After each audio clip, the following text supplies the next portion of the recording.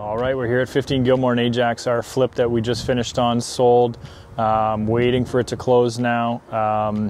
Happy to share some numbers with you on how we did. I'm also going to share with you three key items that I thought about when buying this property, but also just in generally with flips. So come on in, we'll take a look at the house.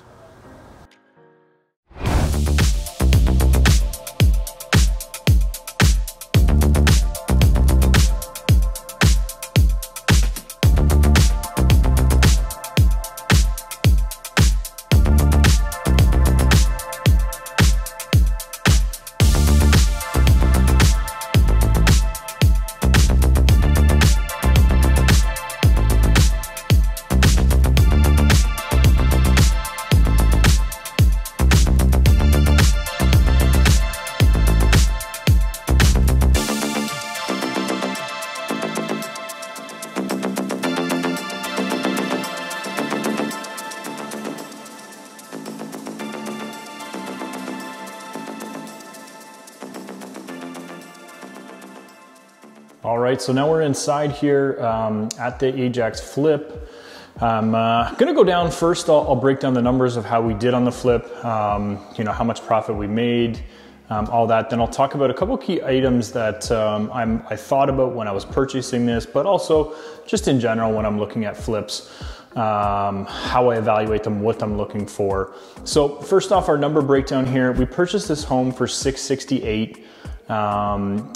Put in $130,000, and so then we're in for just, we'll call it $800,000, and then sold it for $1,092,000. So after realtor fees, lawyer fees, things like that, we're gonna clear about $260,000 on this flip. So for about, purchased it in February, we're now August, so what is that, 6 months, 7 months, $260,000.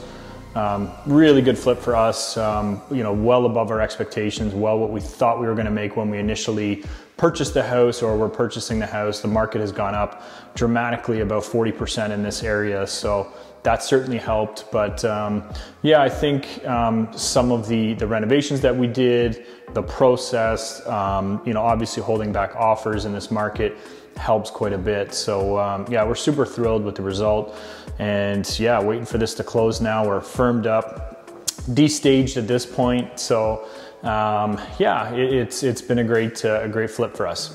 A couple things to think about when you're flipping, you know, so now I'm just talking in general, but I'm going to use specific examples of what we did for this property. So the first one is when you're flipping, the money is made on the buy. Okay, so you really, a lot of people try to force flips. They try to, you know, make the numbers work, but you do really have to purchase under market value and ideally off market or from a wholesaler. And I have a few other videos talking about wholesalers and how you can work with them. Great people that find off market deals for you and then charge you a premium for finding those. But this one was purchased off market, and the key really is, if you're buying off market properties, is to make it as convenient as you can for the seller. So what I mean by that is, with this property, we extended the closing 2 or 3 times for them to accommodate. We did no inspections, no condition of finance. Essentially said, what number do you need to get out of your situation, which was in a little bit of distress. So again, that was the motivation for them wanting a quick sale, really quick closing. And we even leased this back to them for a month so they could get their money out of the house, then go find something else. So again, trying to find as many ways to be as convenient as possible is what's going to allow them to not have to declutter their home, fix up all the errors. They had a washroom that was, you know, ripped apart. All these things are what lead to people not wanting to go on MLS. I normally would believe, and am a believer, that you get the most amount of money on MLS, but there are certain situations out there where homeowners want to sell quickly, just don't have the time or patience to prepare their house for MLS, and would still then have to have the inconvenience of showings, the inconvenience of you know, fixing items that are found through an inspection, where I'm basically saying, listen, I know there's items in this house, I know there's issues, I'm fine with that, I'll take care of that. So that's one, right? Money's made on the buy. The second one is strategic renovations. So what I mean by that is for this house specifically, what I liked about it was the roof, furnace, windows, and electrical didn't need updating. They're not brand new, and some may think, oh, you know, this window's older, we should update it. No, if you can find a flip where the windows, roof, furnace, AC, actually this one we did need to put in a new AC, but again, that wasn't a big deal because the furnace, ductwork, all that was still in good working order, that didn't need to be repaired or replaced. That's a good chunk of change where you don't really see a return on any of that. People are expecting that when they're buying $1 million plus house, right? So, but they don't dig too deep into it. They don't go, oh, it's 15 years old, I'm gonna take money. They go, is it working? Is it there? Great, no problem. They don't think about that. What they think about is the curb appeal, the feeling that they get when they come into the house, the look, the design.